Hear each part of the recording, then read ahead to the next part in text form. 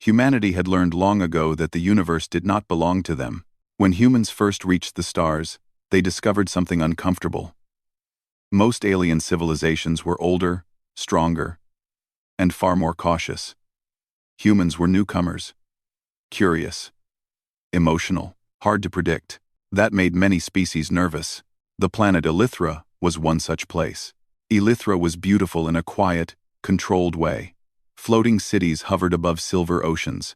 Crystal towers curved like living things. Everything on the planet followed strict order, balance, and restraint. The dominant species, the Valori, believed emotion was dangerous. Their history proved it. Thousands of years ago, the Valori had nearly destroyed themselves through uncontrolled feelings, rage, obsession, love. They survived only by reshaping their society around discipline and emotional suppression. Over time, emotion became something to fear, and at the heart of that fear stood a place no outsider was allowed to see: the Forbidden Garden. The Galactic Concord officially listed the garden as a biological hazard zone. Unofficially, everyone knew the truth.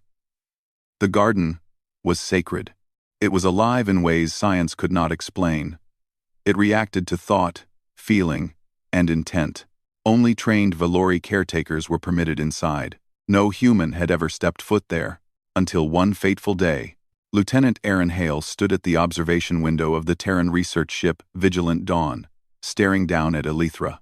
Aaron was not a soldier by nature. He was a xenobiologist, someone who loved life in all its strange forms. He had joined the Terran Exploration Corps, not to fight, but to learn. The garden fascinated him. From orbit, scanners showed impossible readings: plants that rearranged themselves, energy patterns that shifted without cause, growth cycles that ignored physics. Aaron had asked the same question again and again. How can plants do that? The Valori answers were always the same: you are not permitted to know. That alone made the garden irresistible. On the day everything changed, Aaron was part of a routine surface visit. His task was simple: collect samples from approved zones near the Valori capital. He was accompanied by 2 Valori escorts, silent and distant as always. The city floated above the planet on massive gravity platforms. Beneath it, glowing pathways led to restricted districts sealed behind living barriers. One of those barriers pulsed faintly with light. Aaron felt it before he noticed it. A strange warmth spread through his chest, like the feeling of stepping into sunlight after a long winter. He slowed his steps. "What is that place?" he asked. The Valori escorts stiffened. "That area is forbidden," one replied. "Do not look at it." But Aaron already was. The barrier looked alive: woven vines, translucent leaves, and glowing veins of light. Unlike the rest of the city, which felt distant and cold, this place felt welcoming. Then the ground shook. An alarm echoed through the city, not loud, but urgent. One of the escorts received a transmission and turned sharply. "Security breach elsewhere," the Valori said. "We must relocate." They moved quickly. Too quickly. Aaron hesitated for just a second. That was all it took. The living barrier reacted.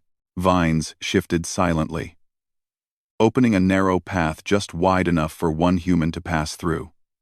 No alarms sounded. No guards appeared. The garden invited him in.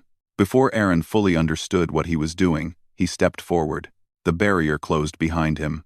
The air inside the garden was different.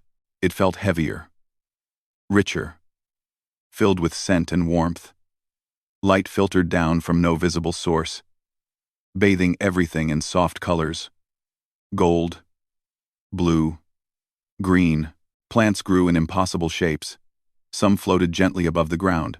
Others bent toward Aaron as he passed, leaves trembling as if curious. His heart pounded. "I should not be here," he whispered. The garden responded.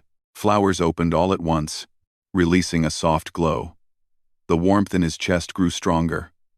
Aaron felt something he could not explain, a sense of being recognized. Not judged. Recognized. He raised his scanner, but the device malfunctioned instantly. Screens flickered, then went dark. The garden did not like being measured. Aaron lowered the scanner and did the most human thing possible. He smiled. "It's okay," he said softly. "I'm just looking." The ground beneath his feet softened, forming a natural path. The garden guided him deeper. Somewhere far above, alarms finally began to sound. Lyrian felt the disturbance immediately. As a senior caretaker of the Forbidden Garden, she was trained to sense emotional fluctuations within its borders. The garden had always been calm, steady, quiet, controlled. Until now, something had changed. Something new had entered. Lyrian moved quickly through the outer pathways, her focus sharp. The garden's energy surged and dipped like a living heartbeat. That had not happened in centuries. She expected destruction. What she found stopped her cold. A human stood at the center clearing. He was unarmed, no suit weapons, no drones. Just a small data pad hanging uselessly at his side. He turned slowly, eyes wide with wonder. Around him, the garden bloomed. Plants that had remained dormant for decades glowed brightly. Vines lifted from the ground instead of restraining him. Flowers leaned toward his presence. The garden was not defending itself. It was welcoming him. "This is impossible," Lyrian whispered. The human noticed her and froze. He stopped, then lowered his hands. "I didn't mean to cause trouble." His voice was calm, nervous, but honest. "You are forbidden from this place," Lyrian said, forcing authority into her tone. "I know," he replied.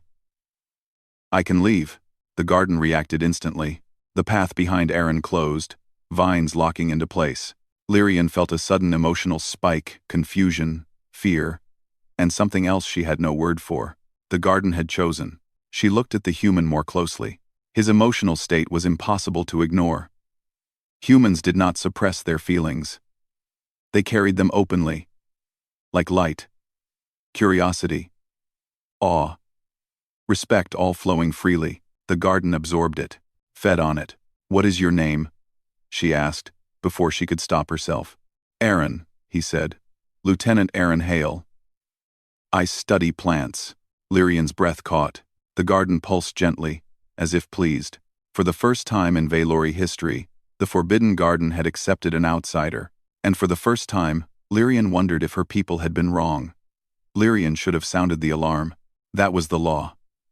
Any outsider inside the Forbidden Garden was to be removed immediately. If removal failed, the garden itself would be sealed, no matter the cost. Yet Lyrian stood frozen, staring at the human named Aaron. The garden had never behaved like this before. Its energy flowed calmly around him, like water around a stone. Plants leaned toward his presence instead of pulling away. Even the light felt warmer, softer. The garden was not under attack. It was alive. "You must leave," Lyrian said again, but her voice lacked force. "I can try," Aaron replied honestly, "but I don't think it wants me to." As if agreeing, the vines behind him tightened, sealing the path completely. Lyrian felt a quiet shock ripple through her thoughts. The garden responded to emotion. It always had. That was why her people suppressed theirs. And yet this human stood openly, emotional, curious, respectful, amazed, and the garden thrived. "This should not be possible," she murmured. Aaron looked around slowly. "It feels like a park back home, like a place people made because they loved it." The word struck her sharply. Loved. Lyrian stiffened. "That emotion is forbidden here." Aaron blinked. "Why?"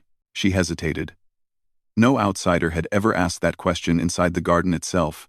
"Because love once nearly destroyed us," she said.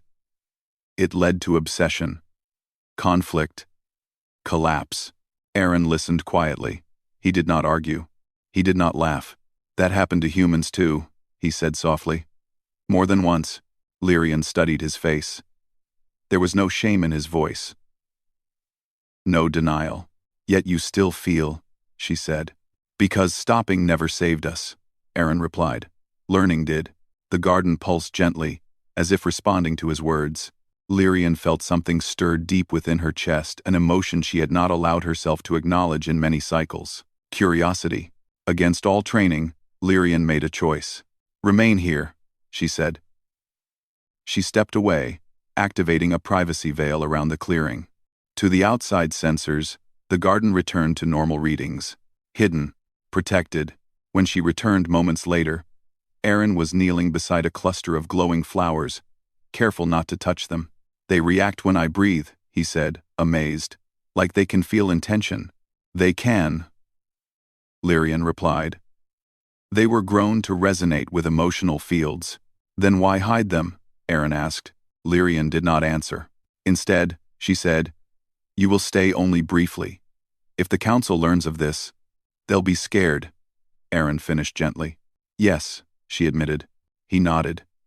"Most people are, when something challenges what they believe." The garden shimmered brighter. Days passed. Officially, Aaron never returned to the Forbidden Garden. Unofficially, Lyrian guided him through hidden paths during low surveillance cycles. Each visit made the garden stronger. Plants grew faster. Energy readings stabilized across the capital. Lyrian began to notice changes in herself. She lingered longer than necessary. Asked questions she had never asked anyone before.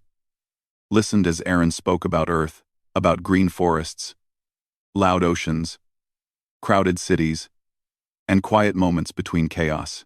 "You live surrounded by emotion," she said one evening. "We do," Aaron agreed. "It's messy, painful sometimes, but it reminds us why things matter." "Emotion weakens judgment," Lyrian said, repeating a lesson drilled into her since childhood. "Only if you ignore it," Aaron replied. "Emotion tells you what you value, what you protect." The garden responded with a wave of warmth that surrounded them both. Lyrian closed her eyes. For the first time in her life, she did not push the feeling away. Elsewhere, the Valori Council noticed the changes. Energy output from the garden increased by 12%. Atmospheric balance improved. Long-dormant plant species began regenerating. The numbers did not make sense. "Emotional contamination," one elder declared. "Impossible, yet undeniable," another replied. They ordered deeper scans. The garden resisted. Sensors failed. Drones lost signal. The garden was hiding something. The elders did not like secrets. Aaron sensed the danger before Lyrian told him. "They're watching now," she said quietly. "Closer than before." "I don't want to cause harm," Aaron said. "Or your people." "You have not," she replied. "You have revealed something." She paused, then added, "Something we feared." The garden glowed softly around them, alive with color. Lyrian looked at Aaron. Truly looked at him not as a human outsider, but as a thinking, feeling, being. "Your emotions are not chaotic," she said.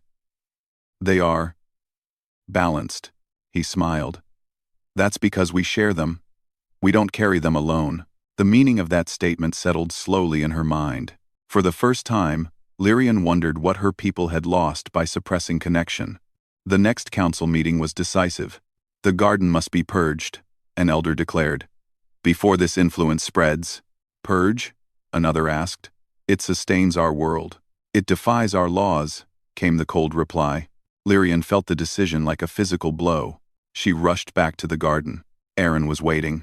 "They know," she said. He stood quietly, accepting the truth without anger. "What happens now?" he asked. "They will shut it down," she said. "Destroy what cannot be controlled." The garden trembled, sensing distress. Aaron placed a hand over his chest.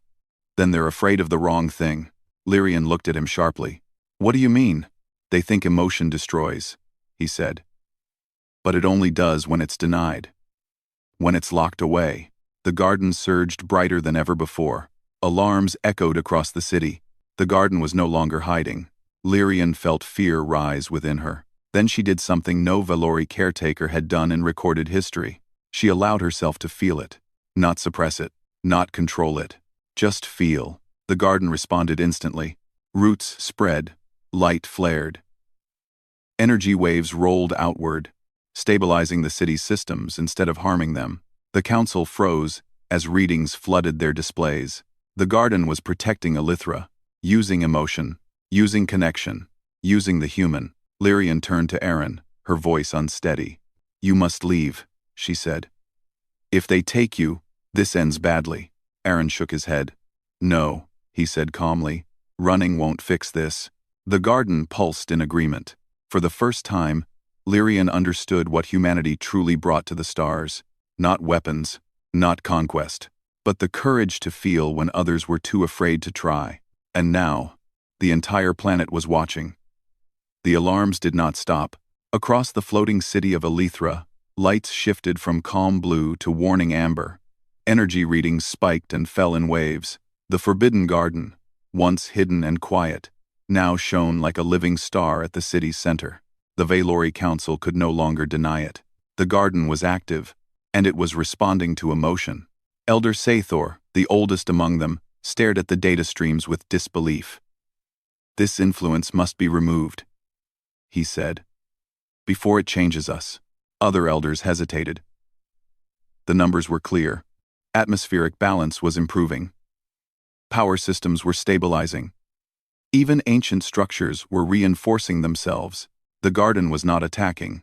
It was protecting the planet. "Bring the human," Sathor ordered. "If this began with him, it will end with him." Lyrian felt the approach of security units long before she saw them. The garden sensed them too. Vines shifted, roots pressing deeper into the platform below. Light dimmed and brightened. "Uncertain, they are coming," she said quietly. Aaron stood in the center clearing, calm despite the tension in the air. He could feel the garden reacting to his emotions, amplifying them, reflecting them back. Fear would hurt it. He took a slow breath. "I don't want this place harmed," he said. "Or your people." Lyrian looked at him. Her emotions churned openly now: fear, worry, and something warmer she still did not know how to name. "You should be afraid," she said. "The council does not change." Aaron nodded. "Neither did humans. Once." Security drones emerged from the garden's edge, hovering carefully, weapons powered but not aimed. Valori guards followed, their movements precise and distant. The garden parted for them. It did not resist. It was listening. Aaron was escorted to the council chamber, a vast circular hall of crystal and light. The elders sat above him, elevated not by force, but by tradition. Lyrian stood behind him, silent. Elder Sathor spoke first. "Human," he said, "you have violated our most sacred law." Aaron did not argue. "Yes," he said simply. Murmurs rippled through the chamber. No excuses, no denials. "You bring emotional instability," another elder said. "Chaos, risk." Aaron looked up at them. His voice was steady. "I bring emotion," he said. "What you do with it is your choice." The elders stiffened. "You dare lecture us?" Sathor demanded. "No," Aaron replied. "I want to explain." The chamber grew quiet. Aaron took a breath, feeling the garden's presence even here. It pulsed softly, waiting. "Humans feared emotion once," he said. "We thought it made us weak, that it caused war, suffering, loss." Several elders leaned forward despite themselves. "So we tried to control it," Aaron continued. "We punished it, ignored it, buried it." His voice grew heavier. "And it nearly destroyed us." Lyrian felt her chest tighten. The garden's light brightened. "When humans stopped feeling," Aaron said, "we stopped caring. That's when things went wrong." "You survived," Sathor said sharply. "Clearly suppression works." Aaron shook his head. "We survived because we did the opposite," he said. "We learned to feel together, to share pain, to protect what matters." The garden surged, sending a visible wave of light through the chamber walls. Sensors flickered wildly. The elders stared. Outside, the city stabilized further. Power grids aligned. Atmospheric shields strengthened. Structures reinforced themselves as if the planet itself had decided to stand firm. The garden was acting through emotion, through connection, through the human. Elder Sathor's voice wavered for the first time. "This is manipulation." Aaron met his gaze. "No," he said. "This is response." He gestured gently. "The garden doesn't obey me, it reacts to honesty." The elders fell silent. Lyrian stepped forward before fear could stop her. "We were wrong," she said. Every eye turned to her. "We taught ourselves that emotion was poison," she continued. "But the garden, our most sacred creation, was built to resonate with feeling." Her voice trembled, but she did not stop. "We starved it," she said. And in doing so, we starved our world. The chamber shook slightly as the garden pulsed again, stronger now. One elder whispered, "Impossible." "Look at the data," Lyrian said. "We are healthier now than we have been in centuries." Silence fell. Elder Sathor stood slowly. "If we allow this," he said, "our society will change." Aaron nodded. "Yes. That path leads to uncertainty." "Yes," Aaron said again. Sathor's gaze hardened. "We built our civilization on control." Aaron's reply was gentle. "And we built ours on hope." The garden responded with a wave of warmth that spread through the chamber. Several elders gasped as emotions they had not felt in decades surfaced: curiosity, sadness, wonder, not chaos, clarity. The council's systems suddenly displayed an alert. Garden core stability, critical. Lyrian's heart raced. "It's reacting to conflict," she said. "If fear dominates," Aaron stepped forward without hesitation. "Then let me speak," he said. Security shifted, uncertain. Elder Sathor studied him for a long moment. "Speak," he said at last. Aaron closed his eyes. He thought of Earth, of forests cut down and replanted, of wars ended not by force, but by understanding, of people choosing kindness, even when it hurt. He let himself feel it all. Love, loss, hope. The garden responded. Light flooded the chamber, not blinding, but warm. Readings stabilized instantly. The alert vanished. The garden had chosen balance, chosen humanity's way. Elder Sathor lowered himself back into his seat. "This human," he said quietly, "has not attacked us." "No," another elder whispered. "He has reminded us." Lyrian felt tears form, something she had never experienced before. The garden shimmered in response. The council did not announce a verdict. Not yet. But for the first time, they did not order destruction. As Aaron was escorted back to the garden, Lyrian walked beside him. "You changed everything," she said. Aaron shook his head. "You did. I just showed you it was okay." They stopped at the garden's edge. Vines parted willingly. Behind them, the city glowed brighter than ever. Ahead of them, the future waited, uncertain, emotional, alive, and the galaxy was watching. The city of Elithra had never been so quiet, not the calm silence of control, but the deep silence of thought. After the council session, the elders withdrew into private deliberation. No orders were given. No alarm sounded. The forbidden garden remained open, glowing softly at the heart of the floating city. For the first time in centuries, the Vialori waited. Aaron stood within the garden, feeling its slow, steady rhythm. The plants no longer surged wildly. They breathed, as if content. Lyrian stood beside him. "You should not still be here," she said softly. Aaron smiled. "I've noticed the universe doesn't always follow rules." "Aaron," she almost smiled back, almost. "They are afraid," she said. "Not of you. Of what comes next." Aaron nodded. "That's fair." They watched as light passed gently through the leaves above them. "You know," Aaron said, "humans were scared too, when we first realized emotion shaped our future." "And what did you do?" Lyrian asked. "We argued," he said. "A lot. We failed. A lot." She looked at him. "But we kept choosing to try again." The garden pulsed warmly. The council reconvened at planetary dawn. Elder Sathor stood before the others, his posture less rigid than before. The data displays showed undeniable truth. Elithra's systems were healthier, more stable, more alive than they had been in generations. "This change cannot be undone," Sathor said. No one argued. "The question," he continued, "is whether we fear it or guide it." Lyrian was summoned. So was Aaron. The chamber felt different now. Less distant, less cold. "You are not under arrest," Sathor said to Aaron. "Nor are you welcome." "Then?" Aaron accepted that calmly. "You are something else," the elder continued. "A catalyst." Aaron bowed his head slightly. "I didn't come to change your people." "No," Sathor agreed. You reminded us of ourselves. Silence followed. Then Sathor did something no elder had done in living memory. He stepped down from his platform. Our ancestors feared emotion because it nearly destroyed us, he said. But fear has shaped us longer than wisdom. He turned to Lyrian. The garden was never meant to be silent, he said. It was meant to teach balance. The elders watched, uncertain but listening. We will not destroy the garden, Sathor declared. Nor will we expel the human. Gasps echoed through the chamber. We will study, he continued.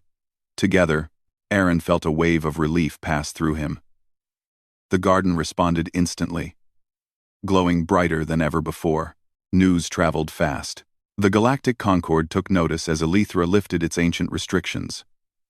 For the first time, non-Valori specialists were invited, not soldiers, but diplomats, scientists, and emotional analysts. Humans were among the first, not because they demanded entry, but because they were asked. The Forbidden Garden was renamed the Living Accord, a place where emotion was not feared, but understood. Aaron remained on Elethra as a cultural liaison. Not a hero, not a leader, just a human who listened. Lyrian became the first Valori caretaker to openly express emotion in her duties. At first, it was difficult. Feelings came in waves: confusion, joy, sadness, but the garden guided her. So did Aaron. Across the galaxy, the effects spread. Worlds, once rigid and distant, began experimenting with emotional integration. Conflicts softened. Negotiations changed. Humanity's reputation shifted. They were no longer seen as reckless or dangerous. They were seen as resilient. A species that felt deeply and survived anyway. One quiet cycle, Aaron and Lyrian stood together beneath a flowering archway. The stars feel different now, Lyrian said. They always were, Aaron replied. We just notice them more when we allow ourselves to feel. She looked at him carefully. You will leave someday, she said. Yes, he admitted. Humans always move forward. The garden dimmed slightly, sensing the weight of the moment. But not everything ends, Aaron added. Some things connect. Lyrian reached out slowly, uncertain, then placed her hand beside his close, but not touching. For the Valori, that was more than enough. The garden bloomed. Years later, historians would write of that day, not as the moment humanity conquered a world, but as the moment the galaxy learned a truth it had long forgotten. That strength was not the absence of emotion. It was the courage to feel and still choose kindness. Humanity did not rule the stars. They walked among them, and wherever they went, life listened.